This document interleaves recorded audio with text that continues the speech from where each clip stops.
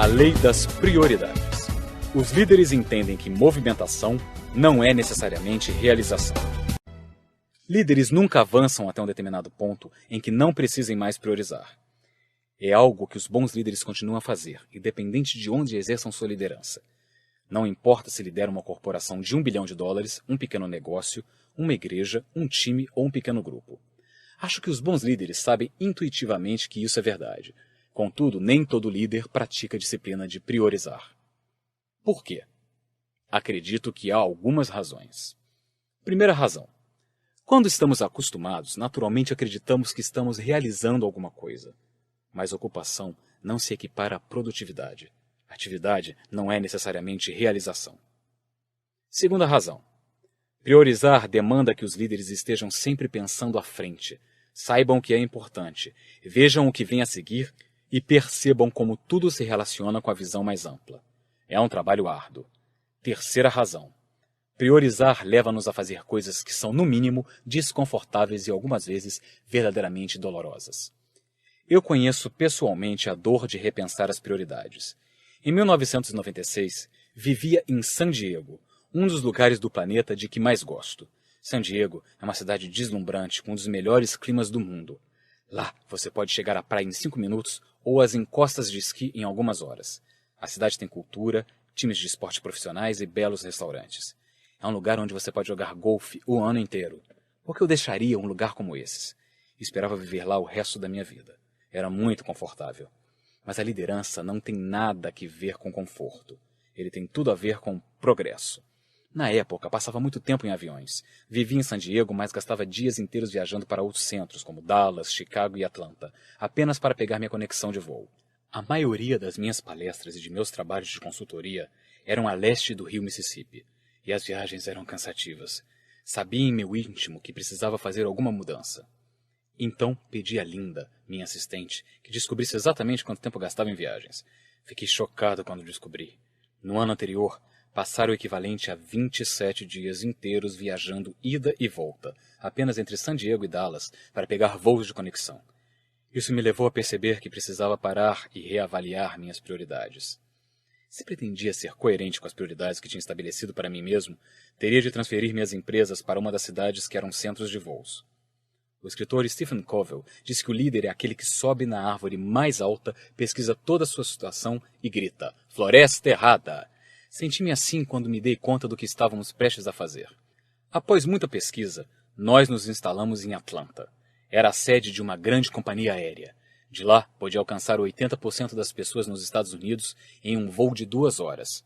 E a região é bonita, oferecendo grandes oportunidades culturais de entretenimento para todos que trabalhavam comigo. Sabia que as pessoas podiam viver bem ali. Não seria uma mudança fácil, mas era necessária. Nós nos mudamos há 10 anos. Talvez você pergunte: valeu a pena? Minha resposta é enfática. Sim, valeu. Atlanta é uma região receptiva aos negócios. O custo de vida comparado com o de outras grandes cidades é razoável. E o mais importante para mim e para os consultores que trabalham para minha empresa é que as viagens se tornaram muito mais fáceis. Na maior parte das vezes, posso viajar, fazer a palestra e voltar para casa no mesmo dia. Consequentemente, minha produtividade disparou. Você consegue imaginar recuperar 27 dias de sua vida todos os anos? Nos 10 anos desde a mudança, ganhei 270 dias. Para a maioria das pessoas, um ano de trabalho normal tem 250 dias. É como se tivesse acrescentado um ano a mais ao período mais produtivo da minha vida. E não há nada como estar em casa com minha esposa ao final de um dia em que tive que viajar, em vez de parar em um quarto de hotel. Os líderes não conseguem pensar só de acordo com o mesmo quadro. Algumas vezes, eles precisam reinventar o quadro, ou destruí-lo. Para o executivo e escritor Max De Pree, a primeira responsabilidade de um líder é definir a realidade. Isso exige a utilização da lei das prioridades. Quando você é o líder, tudo está na mesa. Todos os anos, passo cerca de 2 semanas de dezembro reavaliando minhas prioridades. Reviso a programação do ano anterior. Examino meus próximos compromissos. Avalio minha vida familiar. Penso em meus objetivos. Estudo o quadro geral do que estou fazendo para ter a certeza de que o modo como vivo se ajusta a meus valores e às minhas prioridades. Um dos princípios orientadores que utilizo nesse processo é o princípio de Pareto. Já falei muito sobre ele às pessoas nas conferências de liderança ao longo dos anos e você pode encontrar um estudo em detalhes no meu livro Developing the Leader Within You. Desenvolver o líder em seu interior. Mas para você que está me ouvindo pela primeira vez, o que é esse princípio de Pareto? A ideia é a seguinte. Se você concentrar sua atenção nas atividades que estão entre as 20% mais importantes, terá um retorno de 80% de seu esforço. Por exemplo, se você tem 10 empregados, deve dedicar 80% do seu tempo e de sua atenção aos 2 melhores. Se você tem 100 clientes e os 20 primeiros garantem a você 80% dos seus negócios, então se concentre neles. Se sua lista de obrigações tem 10 itens, os 2 itens mais importantes lhe dão 80% de retorno em tempo. Se você ainda não percebeu esse fenômeno, faça um teste e veja que realmente funciona assim. Houve um ano em que, enquanto passava por esse processo, dei-me conta de que tinha de mudar totalmente o enfoque e reestruturar uma de minhas organizações. O outro instrumento que uso sempre que avalio minhas prioridades são os 3 R's. Quais são eles? Meus 3 R's são requisitos, retorno e recompensa. Acredito que, para serem eficazes, os líderes precisam organizar sua vida em função de 3 perguntas envolvendo os 3 R's. Primeiro R. Quer dizer, primeira pergunta. Quais são os requisitos? Todos nós temos responsabilidade para com alguém no trabalho que fazemos. Um empregador, uma diretoria, acionistas, o governo e assim por diante. Também somos responsáveis por pessoas importantes em nossa vida, como esposa ou marido, filhos e pais. Por esse motivo, qualquer lista de prioridades precisa começar com os requisitos que dependem de nós. A pergunta que me faço é a seguinte: o que preciso fazer que ninguém pode fazer ou não fará por mim? À medida que envelheço, essa lista fica cada vez menor. Se faço algo que não é necessário, devo eliminar isso. Se faço algo que é necessário, mas é algo que não exige que eu faça pessoalmente, preciso delegar. Segunda pergunta. O que dá o maior retorno? Como líder, você deve passar a maior parte do seu tempo trabalhando nas áreas em que é mais forte. Os consultores e pesquisadores Marcus Buckingham e Donald Clifton, autores de Now Discover Your Strengths, Descubra Agora Seus Pontos Fortes, fizeram uma profunda pesquisa sobre esse tema e descobriram que as pessoas são mais produtivas e mais felizes quando seu trabalho tem a ver com seus dons naturais e seus pontos fortes. Idealmente, os líderes deveriam sair de sua zona de conforto, mas permanecer em suas zonas fortes. Qual é a aplicação prática disso? Eis a minha regra bastante simples. Se algo que eu faço pode ser feito 80% bem por outra pessoa, então eu delego. Se você tem uma responsabilidade que pode ser de alguém segundo esse parâmetro, ou que tenha potencial para atender ao parâmetro, então desenvolva e treine essa pessoa para cuidar disso. Só porque você pode fazer algo, não significa que deva fazê-lo. Lembre-se, os líderes compreendem que a atividade não é necessariamente realização. Esta é a lei das prioridades. Terceira pergunta. O que produz mais recompensa? Essa última pergunta diz respeito à satisfação pessoal. Para Tim Redmond, presidente da Redmond Leadership Institute, há muitas coisas atraentes aos olhos, mas apenas algumas que conquistam o coração. A vida é curta demais para que você deixe de fazer as coisas de que gosta. Gosto de ensinar liderança. Gosto de escrever e palestrar. Gosto de passar o tempo com minha esposa, meus filhos e netos. Gosto de jogar golfe. Não importa o quanto minha agenda esteja ocupada, conseguirei tempo para essas coisas. São elas que aquecem a minha vida. Elas me dão energia e me mantêm apaixonado. E a paixão é o combustível para que a pessoa siga em frente. Há alguns anos, quando passei por esse processo de redefinição de prioridades, revisei o modo como gastava meu tempo e determinei gastá-lo obedecendo a um roteiro de divisão de atividades. Assim, resolvi que ocuparia 19% do meu tempo em atividades de liderança. 38% iriam para a comunicação, 31% para a criação e 12% para os trabalhos em rede. Essas são as 4 áreas em que sou mais forte. São as facetas mais recompensadoras da minha carreira. E por muitos anos, minhas responsabilidades para com minhas empresas estiveram aliadas com ela. Recentemente, enquanto revisava essas áreas, dei-me conta de que não conseguia o equilíbrio que desejava. Gastava tempo demais com a liderança em uma de minhas empresas, e isso me afastava de prioridades maiores. Mais uma vez, tive de reconhecer que atividade não é necessariamente realização. Sabia que teria de tomar mais uma difícil decisão empresarial. Se pretendia continuar a realizar de forma eficaz a minha visão, teria de mudar e trabalhar de acordo com a lei das prioridades. Tomei a decisão de vender uma de minhas empresas. Não foi fácil, mas era a coisa certa a fazer. É responsabilidade dos líderes tomar decisões difíceis com base em prioridades. Isso algumas vezes pode torná-lo impopular. Em 1981, quando Jack Welch se tornou presidente do conselho e presidente executivo da General Electric, ela era uma boa empresa. Tinha 90 anos de história, as ações valiam $4 e a companhia estava avaliada em $12 bilhões, a 11ª melhor do mercado de ações. Era uma empresa enorme e diversificada que incluía 350 negócios estratégicos. Mas Welch acreditava que a empresa podia se tornar melhor. Qual foi a sua estratégia? Ele usou a lei das prioridades. Alguns meses após assumir a empresa, ele deu início ao que chamou de revolução de hardware. Ele modificou inteiramente o perfil e o foco da empresa. Aplicamos um único critério às centenas de negócios e linhas de produtos que compunham a empresa. Eles podem ser o número 1 ou o número 2 no que quer que façam no mercado mundial? Dos 348 negócios ou linhas de produtos que não podiam alcançar esse patamar, acabamos com alguns e vendemos outros. A venda gerou quase $10 bilhões. Investimos $18 bilhões nos restantes e depois os fortalecemos com mais $17 bilhões em aquisições. Afora algumas operações de apoio relativamente pequenas, só sobraram, isso em 1989, 14 negócios de categoria internacional, todos bem posicionados para a década de 90, todos em primeiro ou segundo lugar no mercado mundial em que competem. Sei que Welch não é visto com bons olhos em certos círculos e recentemente seus métodos foram criticados. Mas sua liderança foi correta no momento e na situação.